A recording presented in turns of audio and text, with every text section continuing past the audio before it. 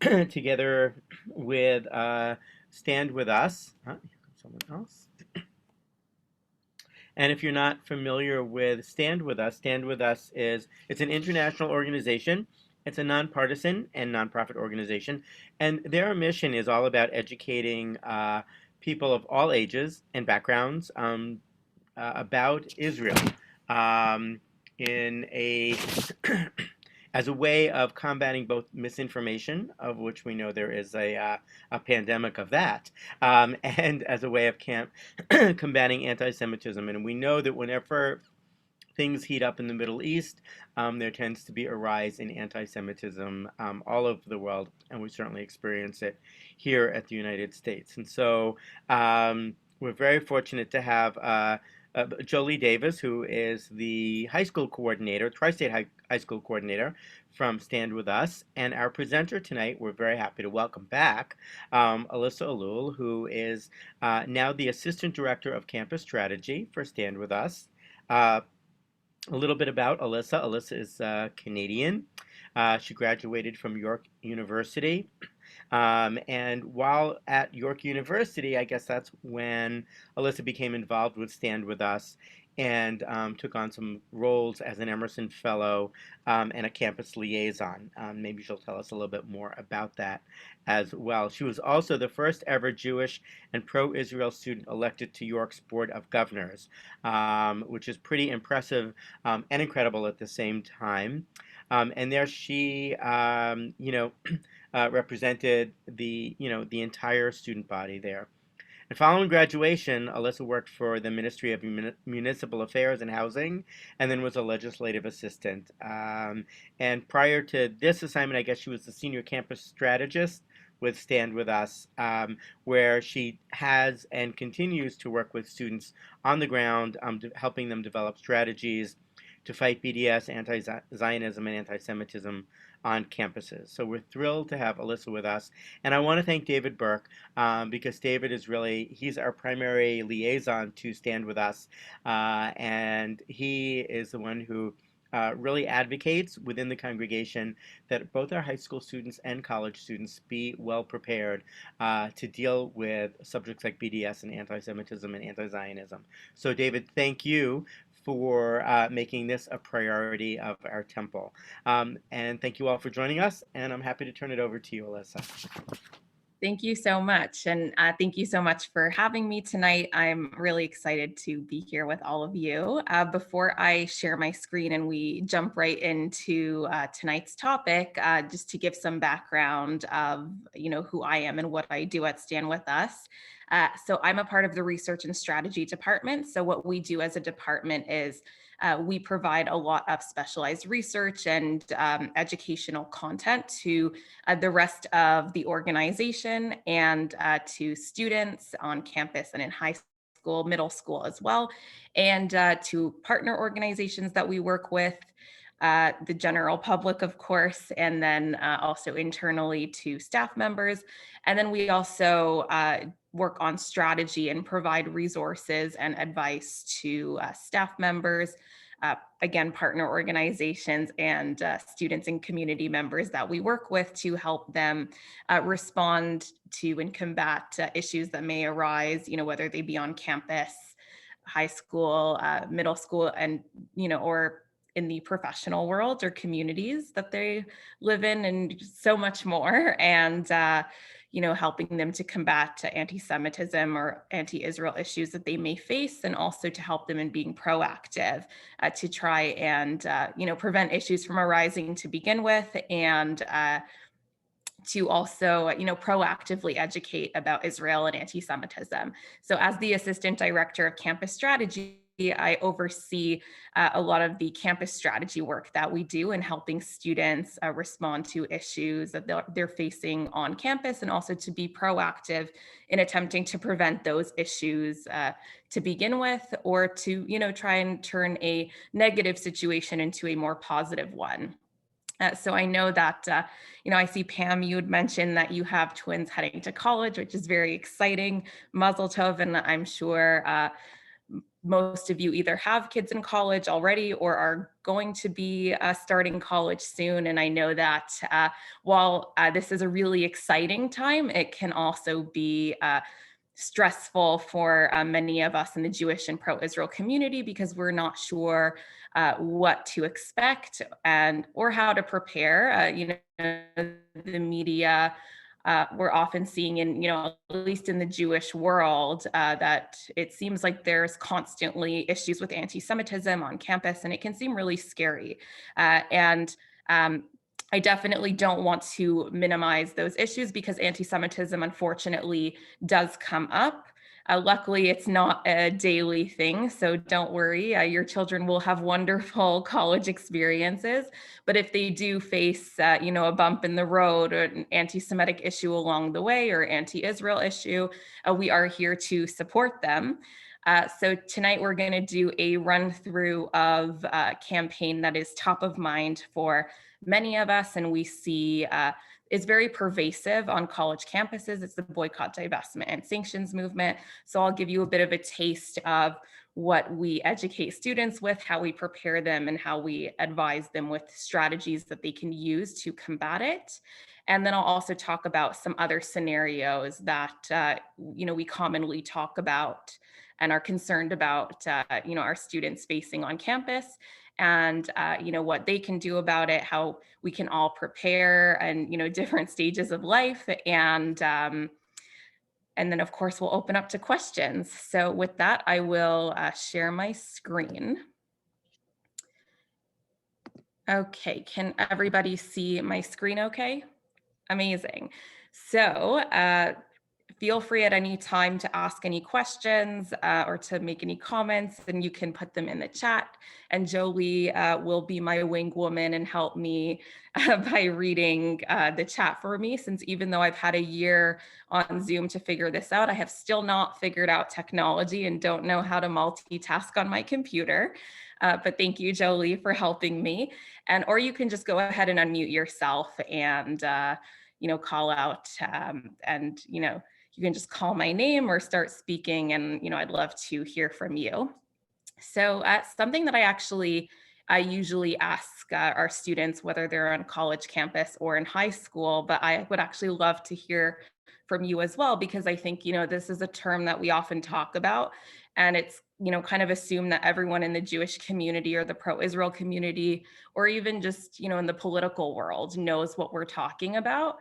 But I am a big believer in defining our terms. So, I would love to know where you're all coming from. So I will turn this same question that we ask students over to you. And if I could get a volunteer to share what BDS stands for, and just very quickly what you think it is, that would be amazing. There's no specific right answer that I'm looking for. So I would love to just hear from you on what you think. So if someone wants to go ahead and unmute themselves, please feel free.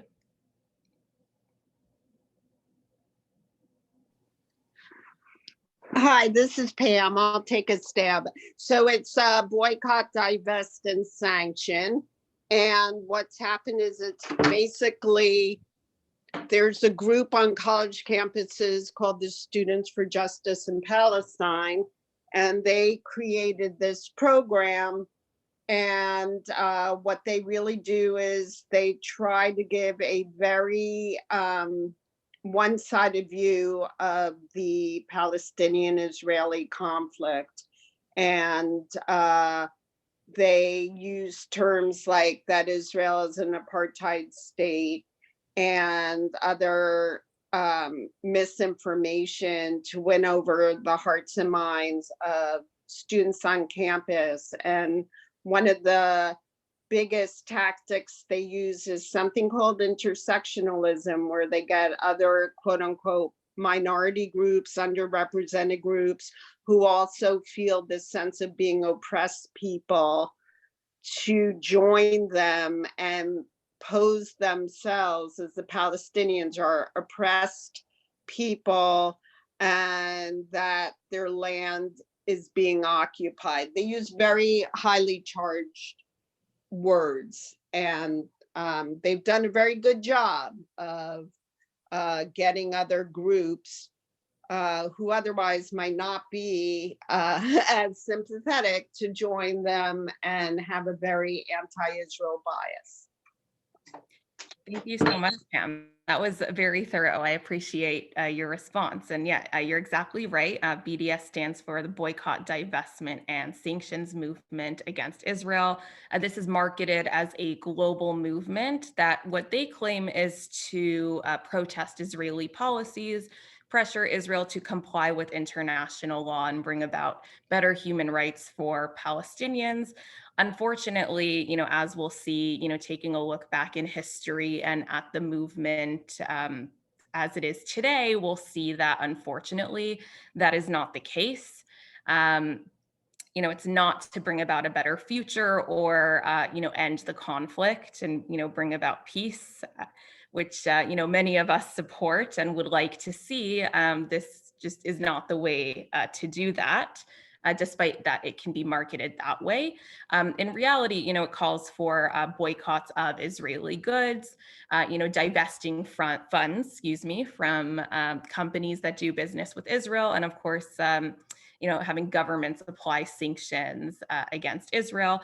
And the most common way that we see this materialize on college campuses is through campaigns mainly organized, Pam, like you mentioned, by a group called Students for Justice in Palestine, sometimes other anti-Israel groups on campus as well, in university to divest their endowments from companies that do business with Israel.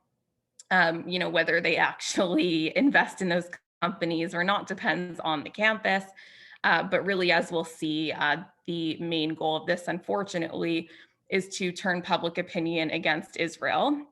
So, how we help students really learn about the movement and understand how they can combat it really first comes down to education. I'm sure you guessed that I would probably say that because we are an education organization and we believe that education is the road to peace. But really it's important because, there are many students on campus who are very aware of the Israeli-Palestinian conflict. They want to help. They want to see a better future for both communities. They would like to see peace as well. And, they don't know much and they think, oh, wow, okay, I can get involved with this BDS movement and I'll be doing a good thing. I'll be helping. And they don't realize that they have been fed misinformation. And so, for a while, students would argue against it by saying, oh, well, this makes me feel unsafe, it targets me. And while that's extremely valid and true, and it's important to highlight that, we've seen that on its own, it hasn't been so effective because, students still felt that, they needed to support it because they thought it was the right thing to do, despite the fact that it made some students uncomfortable. And so it really comes down to a combination of, educating about the true aims of the movement, how it's not the way to go, and showing alternatives that really will support Israelis and Palestinians alike and, bring forward a more peaceful, better future. And that it also, in the process, targets Jewish students and leads to a hostile environment for them. So with that, we're going to take a look back in history because this is really where it all began. And it's important for students to understand that this movement and boycotts against Jewish people in general precede the Jewish state and has long since been used as a tactic to cripple Jewish communities around the world so that they would not achieve whatever aspirations it was that they were trying to achieve. And this is also actually the first time that we really see boycotts that have led directly to the BDS movement. So this was during the British Mandate for Palestine in 1922. You can see here, this is a newspaper clipping announcing that a group of Arabs, the Arab delegation, organized by the Grand Mufti of Jerusalem at the time, Haj Amin al-Husseini, got together and decided that they were going to organize an economic boycott of Jewish people so that they would not be able to realize their goals of reestablishing their homeland. And they would do this by boycotting Jewish businesses, refusing to buy goods from them, and refusing to sell them land in the mandate. And since then, this has been something that they've continued to do. We see that this did not work because Israel was reestablished as a Jewish and democratic state. So they tried again. We can see here that this was about 1964. The Arab League announced a boycott, an economic boycott against Israel. I will read the quote for us. So they say, Israel is not an easy thing to destroy by military means, but there is a force which is not steel and fire, with the aid of which we can win, namely the economic boycott. So this was said by Mohammed Ali Alupa Pasha. He was one of the leaders of the Arab League at the time. And they basically, this was after the Independence Day War, a few years before the 6-Day War. And they said, okay, we tried to get them out by military means. We went to war. That didn't work, but there's another thing we can do. We've done this in the past and we're going to try it again. We are going to boycott them, and hopefully this will cripple them and Israel will cease to exist as a Jewish and democratic state. Again, we saw that this did not work.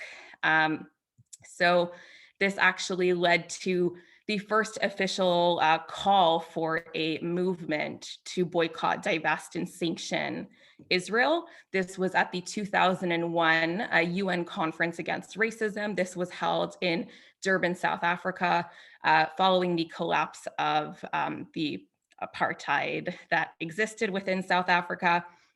And the aim of this conference was really for NGOs to get together to figure out how they could fight against racism collectively.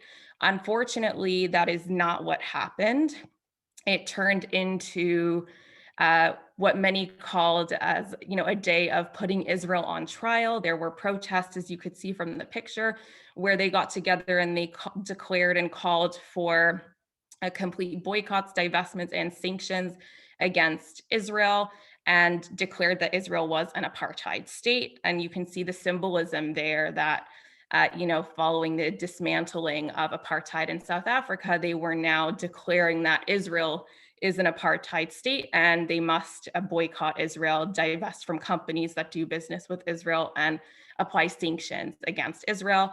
And you can see, there were, calls in support of the Intifada, and violence against Jewish people. And there were these horrible posters that were handed out, as you can see from the picture. It had a picture of Hitler and it said, "What if I had won?" The good things, there would be no Israel and no Palestinians bloodshed. The rest is your guess.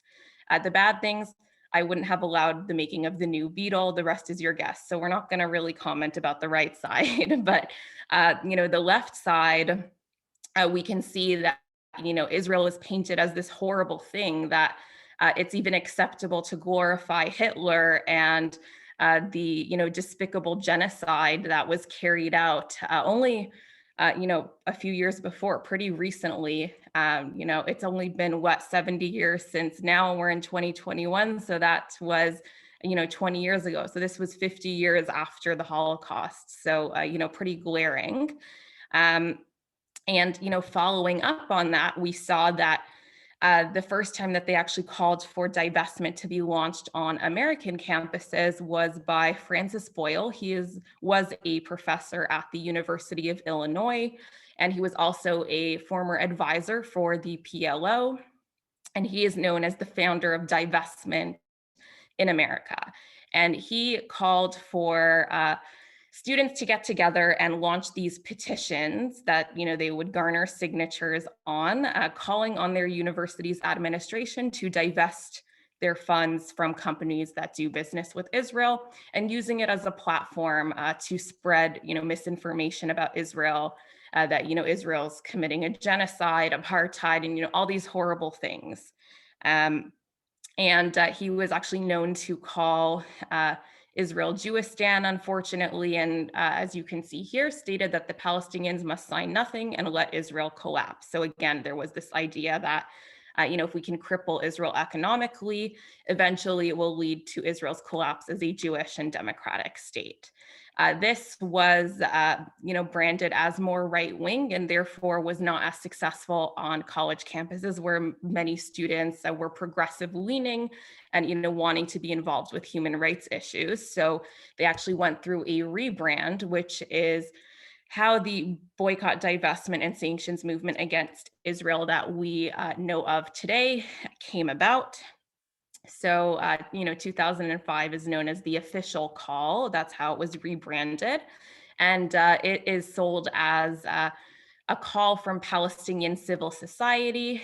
And, this is where we really see the marketing of this idea of pressuring Israel to comply with international law to bring about better human rights for Palestinians and to protest Israeli policies.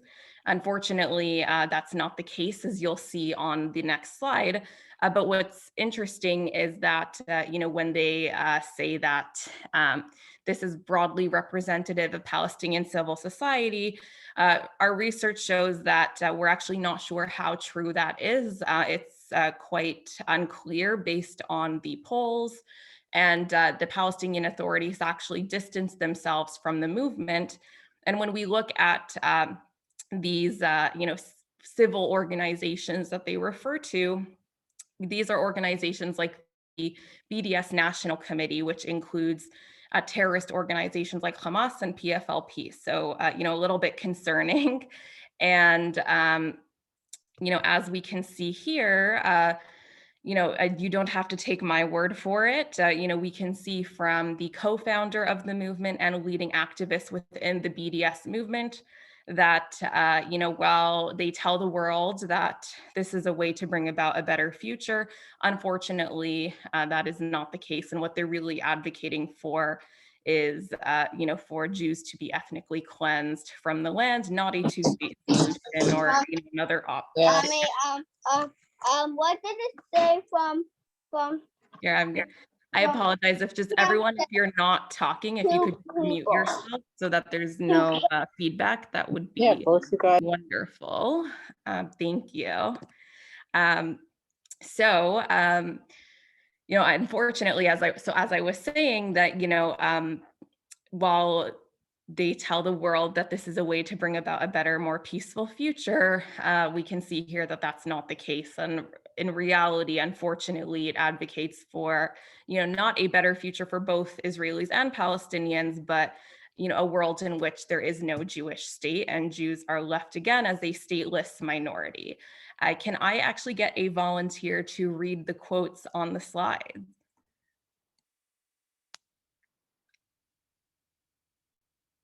Again, you can feel free to unmute yourself and if you'd like to volunteer. I'll volunteer. Amazing, thank you.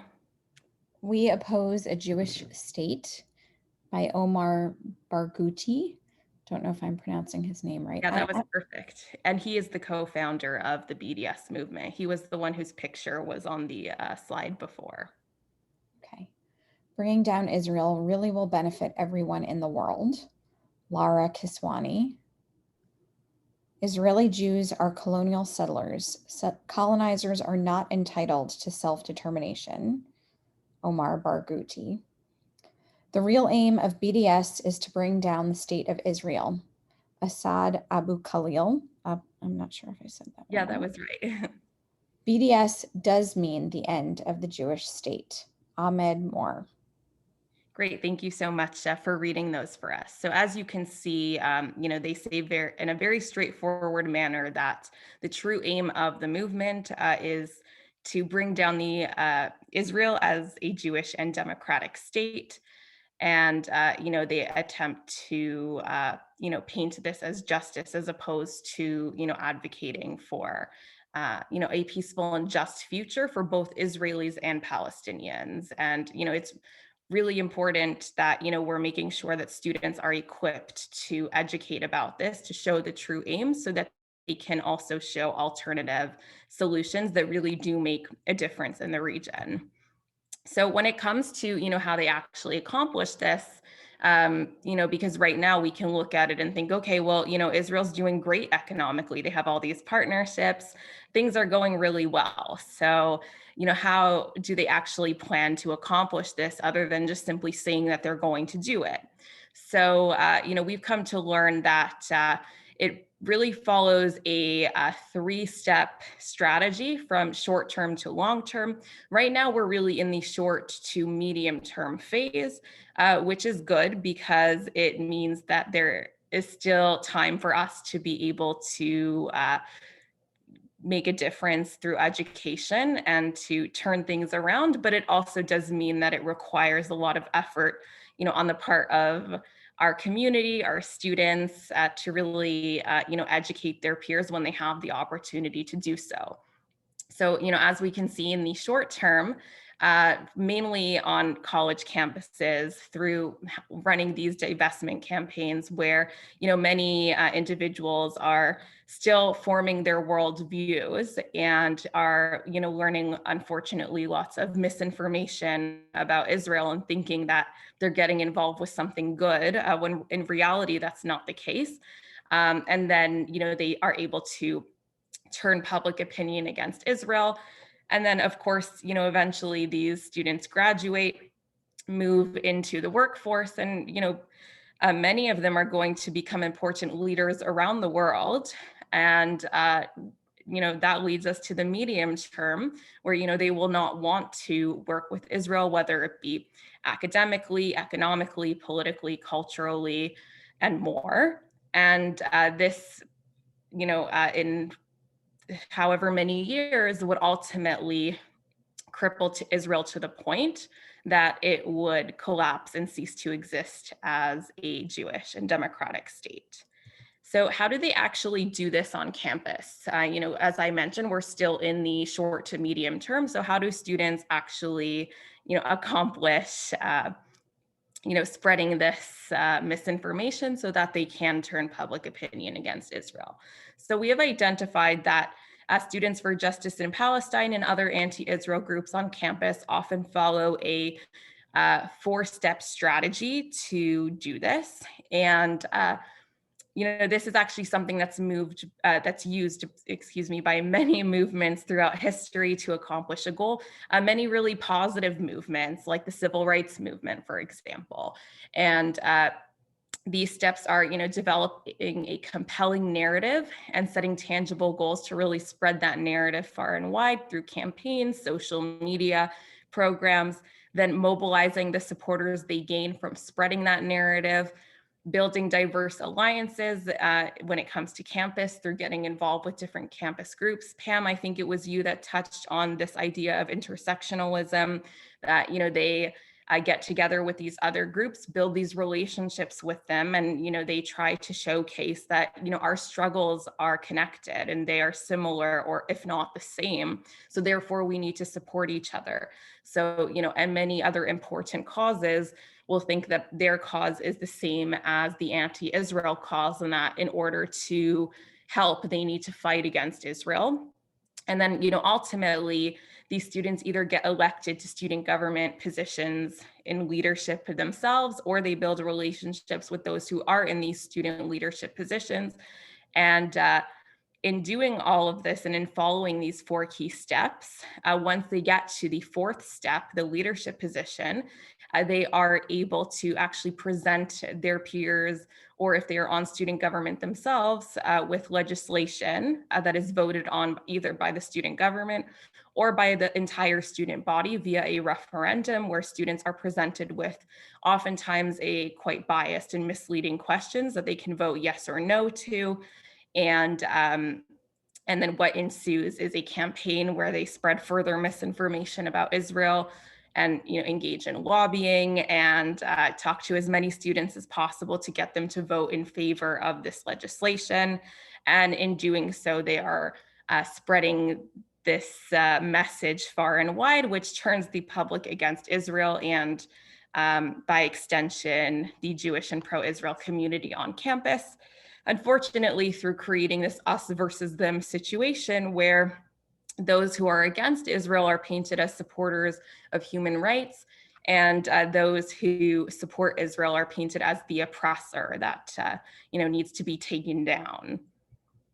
So when it comes to what BDS looks like on campus, what is the lead up to these resolutions or referendums that are voted on? As we saw that, SJP, Students for Justice in Palestine, and other groups will, build alliances, get their narrative out. How do they do that? As you may have seen, sometimes it might be through an apartheid wall that they set up on campus to showcase, what the security barrier, what they refer to as the apartheid wall, looks like. They may do mock checkpoints. They may hold protests. More recently, due to COVID, we have seen that oftentimes they have been resorting to running social media campaigns and having virtual teach-ins where everyone would get together and hear from a speaker about the BDS movement and how they could be involved with it to bring about a better future. And from there, it helps propel this campaign along further and helps them reach their goals of spreading their message even further. So as we can see, really the strategy behind divestment doesn't really have much to do with finance, because they are calling for divestment from companies that do business with Israel. And ultimately, they would like it to have something to do with finance. But right now, it doesn't really matter if the campaign is successful or not, because the real purpose, as we've seen, is to turn public opinion against Israel. So it's seen as a win-win. Because either way, they're getting their message out there. And there's actually a quote from the Divestment handbook that students a part of SJP and other anti-Israel groups receive that says, don't base your measures of success on whether or not the divestment campaign succeeds. The end goal is turning public opinion against Israel through spreading our message far and wide.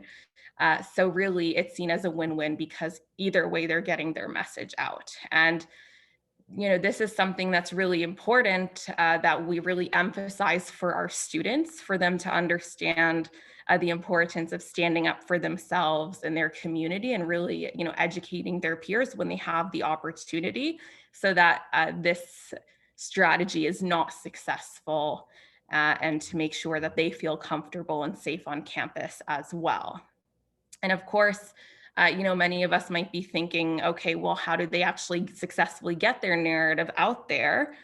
Because they can seem quite, aggressive with all of the programming we just talked about.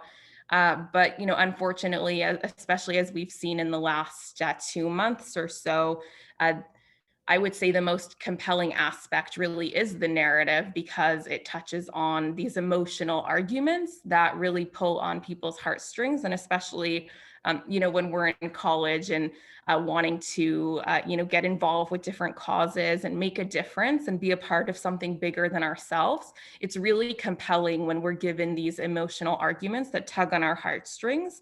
And, unfortunately, emotional imagery is also very strong. So whether it's factually accurate or not, we've already created an association before even really examining the picture. Like, as you can see with this picture in the left-hand corner, if you look at the top picture, it looks like an IDF soldier is, beating this Palestinian man with a stick. But when it's really cut off, giving this one perception. But then when you look at, this man is beating up another soldier and the other soldier is trying to help out and intervene. So without that full picture, we're getting that biased, one-sided picture of what's going on in Israel and with the conflict. But because of the emotional imagery and the emotional arguments that are used, it can be very hard to combat, which is why it's so important that students are having these workshops. And I'm so thankful that we were able to do one with students back in April. So here is also some messaging that we share with students that has shown to be really effective on campus, that, in principle, BDS is not the way to go because it slanders, it demonizes, and dehumanizes Israelis and those who support Israel. It invokes power dynamics to avoid accountability. We're seeing this call for an end to Palestinian suffering, which, many people support and would all like to see them have a better future. But then, blames it all on Israel without holding Palestinian leadership accountable for their wrongdoings as well. When we know that, both parties need to, be involved in making an effort to see a change to bring about that positive future. And on that similar note, it sees ending Israel as justice, when in reality, it would be an injustice if Jews once again were made a stateless minority. And it also wouldn't help Palestinians because they would still be in the same situation that they are in now. And then, of course, in practice, it fuels discrimination and racism on campus and elsewhere by painting a Jewish people, a historically oppressed minority, as the oppressor that need to be combated.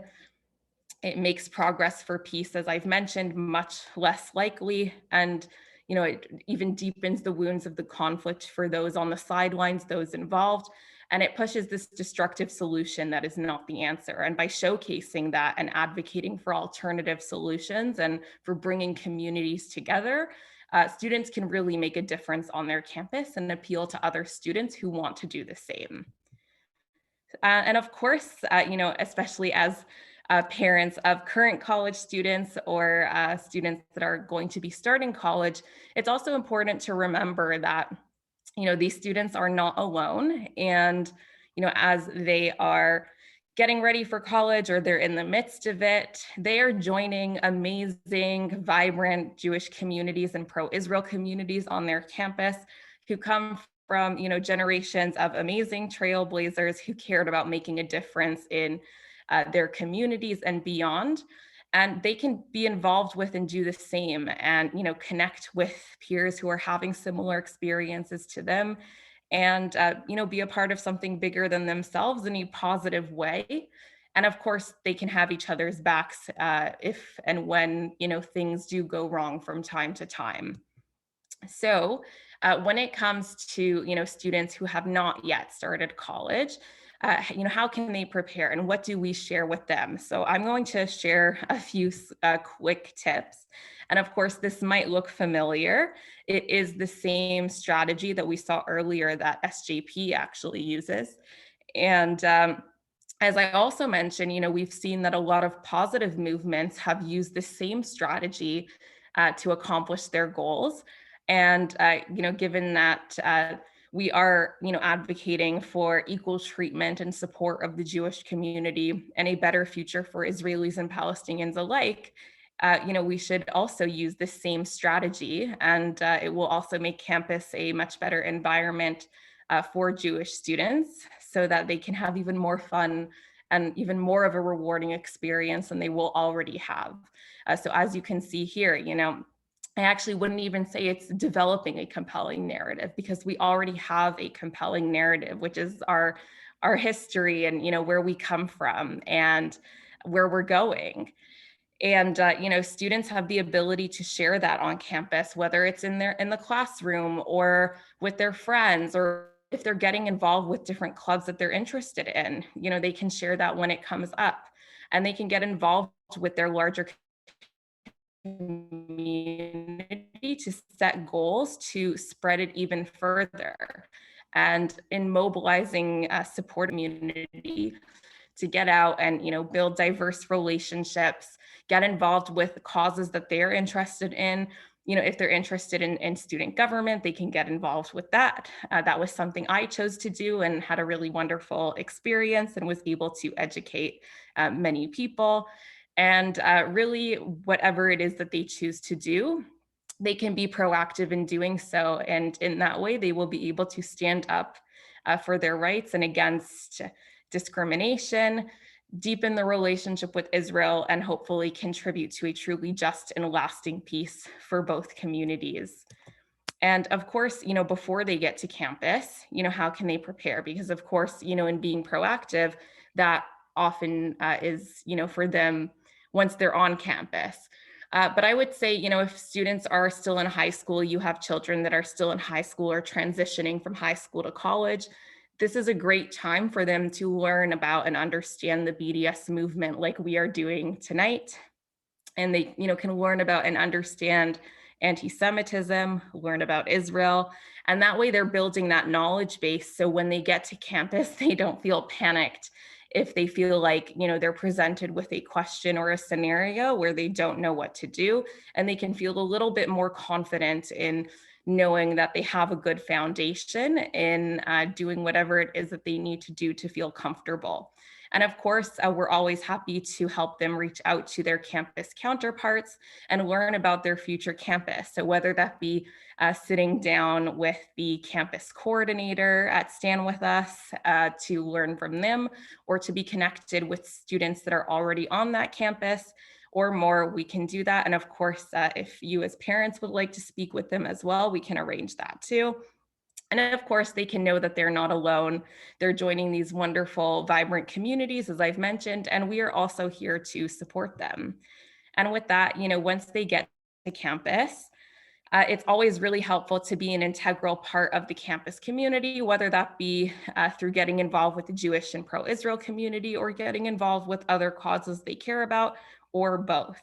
And then, of course, there's student government. Even if they're not interested themselves in getting elected, it's always a good idea to build a connection with those who are representing you so that when a decision is being made that will affect you or your community, you'll have some input there. So it's always helpful for them to reach out to those who are representing them, or they can consider getting involved themselves if that's something they're interested in. And of course, it's always helpful for them to know what their rights are.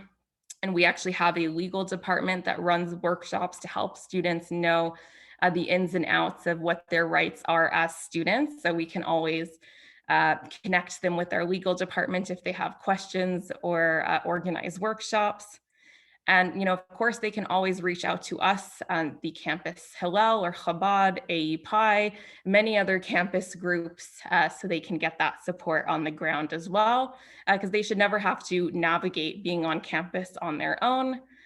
And of course, it's always important to be proud of who they are, where they come from. And, we come from a long line of wonderful, amazing trailblazers who did amazing things. And that's something to be proud of. And, if that's something they care about and they want to stand up for what they believe in and educate their friends, they can be proud to do that as well. And of course, you're probably wondering, how can parents help? Because oftentimes, you're on the sidelines, and I'm sure as much as many of us would love to just go to campus with our children or our peers, we can't do that. So what can we do to help?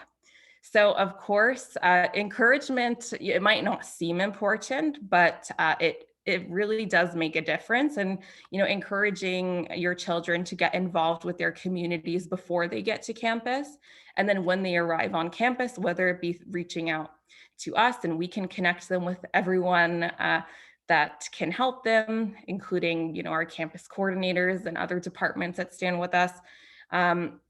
Or, by reaching out to peers that are already on the campus, or just getting involved with the community prior to campus.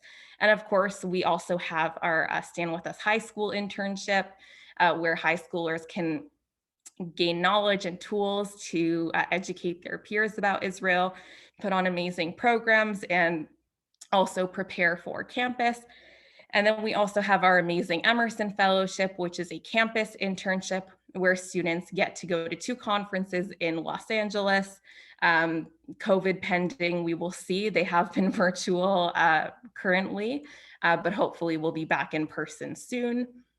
And they get trained with all these knowledges and tools, professional development skills for campus. And then when they are on campus, they get consistent, unwavering support from their campus coordinator. They can run events that educate about Israel, different campaigns. They can really make it their own. And then at the end of the fellowship, not only have they joined a network of students around the world who are having similar experiences, to them and share the same passions as them. They also get an $1,000 stipend, which doesn't hurt. And then, of course, it's always helpful for them to know that you are rooting for them, that the rest of the community is behind them. Because sometimes when you're on campus and it seems like everyone else is against you, it can be isolating. So knowing that there is a large group of people supporting you is always helpful. And then, of course, from time to time, if we want to apply pressure on a university to address a certain situation, we may launch a petition or letter writing campaign, which does rely on the support from parents and alumni of different universities. So if you have the opportunity to sign on to a petition or to be a part of a letter writing campaign, please do join. And of course, when in doubt, please do reach out to us, because I'm sure we'll have some more ideas or things that we're working on that could use the help of parents and other members of the community. And of course, we are here for you and your children, whatever it is that you need. So feel free to always reach out to us, even if it's just to let us know that your child is in college or is starting college, and you would like to know what to do, or just want it to be on our radar in case they feel that they need support. Definitely feel free to reach out. And with that, I'm actually going to go into a couple scenarios that we have seen and how we've helped students combat them. So of course, the first is divestment. So this was a referendum, as I mentioned before, where students are presented with a question, a yes or no question that they can vote on, often biased and misleading about Israel, something along the lines of, do you support our university divesting its funds from Israeli apartheid or the human rights violations that Israel is committing? So we worked with students at San Diego State University a few years ago as they were combating a BDS referendum. And they really wanted to bring students in and educate them by appealing to shared values. So they thought about, what do students at SDSU care about? That's the idea of investing in the community and really growing skills, community development, and bringing people together. So they actually, as part of their Vote No campaign, set up these large community gardens on campus. They made them pretty childlike for that nostalgia effect. And students could come up and plant in the garden and add to it. And as they did, they learned about the harms of BDS, why it was not the way to go, and how they should vote no so that they can invest in the community, grow together, and support peace building and coexistence efforts in the region as well. And they could take little seeds home and more information with them. And luckily, this was so successful that students overwhelmingly voted no, and the BDS referendum failed. And in the process, they were able to educate many more students about the harms of divestment and what's really going on in Israel and with the conflict. So one thing that's probably top of mind for many is the recent statements that we have seen really coming out of everywhere in response to the most recent escalation of violence between Hamas and Israel. And we saw many statements, including this one on the screen, where different student governments and universities, departments put out statements condemning Israel, spreading similar misinformation that we see in BDS campaigns. And students, of course, wanted to combat them. So we were able to help students launch counter petitions, write their own responses, clarifying what was really going on to their entire campus communities, run social media campaigns. And actually, in the case of this statement that we saw, which came out of UCLA, our legal department actually sent a letter to the university because this was actually a university department that put out this harmful statement with misinformation. So those results are pending, but it does go to show that there are times where our legal department can step in and help if it is within their purview to help apply that pressure.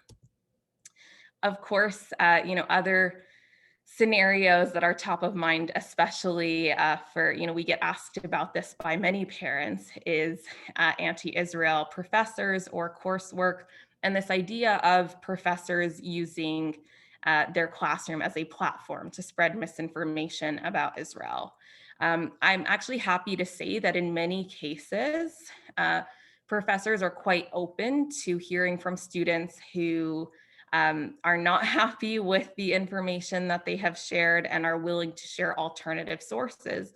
So the way that we generally approach professor issues is by encouraging students, if they feel comfortable, to privately reach out to their professor to share why they were concerned about the information, why it may have been false, and to ask for alternative sources to be shared. If the professor is open to that, wonderful, and they can continue to work with the professor to provide that education. And if not, then we can help them escalate it to a higher degree. Luckily, we usually don't have to escalate it because it usually does stop there and the professor is quite open to it. But of course, students have many different options that they're able to explore, which allows them to not feel like they have to get up in front of the lecture hall and talk back to the professor. And of course, we recognize that there are fears of grade retribution, so we will always help them navigate that as well to protect their academic standing. And of course, I know many parents are often also worried about disruptions, events getting protested or disrupted. So one quick note on that is really that because of the First Amendment, we are lucky that, just as, everyone has a right to express whatever they would like, we also cannot disrupt others from hearing what they have to say or are doing, and that actually would be a violation of freedom of speech. So, luckily we have been able to notify people attending events that if they do choose to disrupt, it's actually illegal and they will be charged, and that can be arranged with campus security, campus police, and luckily, that has caused a major reduction in disruptions because students do not want to risk getting arrested for, ruining an event. So that has made a huge difference with that. And then, of course, I do also want to highlight some positives that, there are also opportunities for students to, make the best of negative situations. We had a student, she was our Emerson Fellow actually a couple of years ago. And one day she went back to her dorm room and noticed that her mezuzah was missing from her doorpost. And so she called us and we advised her to check with her building security and see if there was footage of where it went. She was able to work with them and see that her the dorm mate, the person next to her, had actually ripped the mezuzah off the wall and ran into the room next door. And so she was able to go with campus security to get it back. But she didn't end it there. She had an opportunity to engage with the student, ask him why he did it, realized that it was simply due to ignorance, and took the opportunity to educate him, took him to the Holocaust Memorial, and from there was really able to change someone's perspective, which is really wonderful. So we are able to see a lot of positives as well, which is always very nice. And for the sake of time, I realize we have only a minute left. I know it's a lot to get through. So I will open up to questions, but before I do want to thank you all for being here and for listening to all this information that hopefully you can bring back to your children so that you can all feel more confident as families in navigating this exciting journey. And of course, we are here to support them both, if they're facing a situation they're concerned about or a positive one that they want to make the best of. So with that, I will open up to questions if anyone would like to ask in the chat or by unmuting themselves. Yes, hi, this is Pam. My question is, I am aware of a couple of organizations like Stand With Us, who are active on college campuses as well. There's Camera, there's iLead. And so I'm just curious, do different campuses have affiliation with the different groups, or do you work together, or how do you know which campus has which group? That's a great question. And yeah, we are very thankful that we get to work together. We are all a part of the Israel on Campus Coalition. It's actually another organization that specializes in bringing all of the Jewish and pro-Israel organizations together in pursuit of supporting students. We all have different specialties, and it's really wonderful when we can come together and bring our areas of expertise forward. And when we unite and bring them all together, the results are amazing. So we are really lucky to get to work together with all these organizations on these campuses. So it's really a matter of figuring out what the issue is, and getting together, making sure everyone's informed, and reaching out to the students to make sure they feel supported, and moving forward with a collective strategy. So then, are like the Hillels on campus the point people through which your various organizations work, or who's the point people? So yeah, it really depends on the campus. Sometimes we get students reaching out to us directly, or we're looped in through the campus coordinator that is also working on the ground. But there are many times where we are working directly with the Hillel or the Chabad on campus, who are kind of like the eyes and ears on the ground, and we are able to work together with them to support the communities there. And then just my other question is, so I've been following the BDS movement since about 2015, and I have been disappointed by college administrations that they seem to take such a passive role in what in many cases is really blatant misinformation and really does spur anti-Semitism. Mhm. I'm just curious, in your conversations with the administration on different campuses, like, what do you hear back from them? Honestly, it really depends. Sometimes we've been completely ignored by administrations, which is extremely disappointing. And we do have escalation tactics that we use. Like, for example, we have our legal department. We also work very closely with an organization called Alums for Campus Fairness, and we'll launch alumni petitions. We'll engage with people who donate to those universities and other members of the community to apply pressure when that happens. Sometimes we'll hear from universities that, actually they're, extremely appalled by what's going on and they are against it. But they are, because of, some red tape or things that are happening confidentially behind the scenes, they can't comment on it publicly. And in that case, we will help them navigate how they can condemn it strongly without, giving anything away. And then, sometimes it's kind of been somewhere in the middle where they are against it, but they also, want to strike a balance between, addressing the issues, but not upsetting any other communities or receiving backlash. So it will be more of a lackluster, response. So it does really depend on the campus, but that's also why at Stand With Us, we really take this two-pronged approach where we work to support the students on the ground, but we also will address things at the administration level to make sure that we're really addressing things at all angles. Great, thank you. Of course. I'm just going to move it over to the next slide because I do see we're a bit over.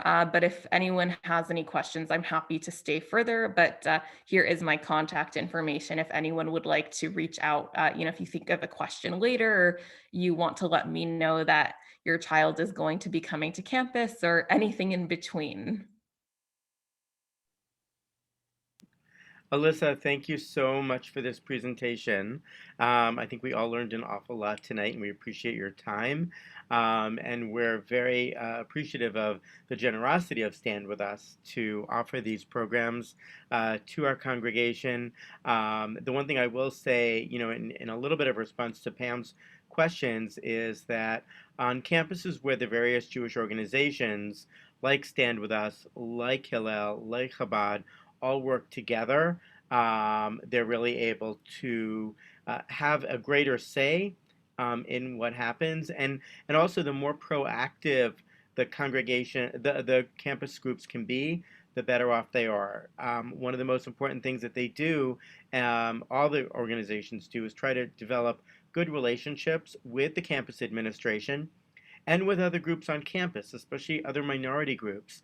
And this way, when there is a situation on campus around BDS, the administration already knows the Jewish community on campus, or the other organizations, whether it's the African American organizations, the Asian American student organizations, the Latino communications organizations. They already have a connection with Hillel, with Stand With Us, with the other Jewish organizations, and they have each other's back. And we have, that has been one of the most successful strategies that the Jewish student organizations can use to create leverage. Yes, definitely. And thank you so much for having me tonight. And thank you for emphasizing that point because it's so true. And, it's really important that, students and community members alike are working together and really building those relationships and supporting other communities and causes as well to really be well-rounded and make a difference and make sure that their community has support as well, so that when we're faced with issues, we can also have that support. And, also just to get involved with the broader campus community. And we definitely can't emphasize it enough when we're working on campus. So thank you so much.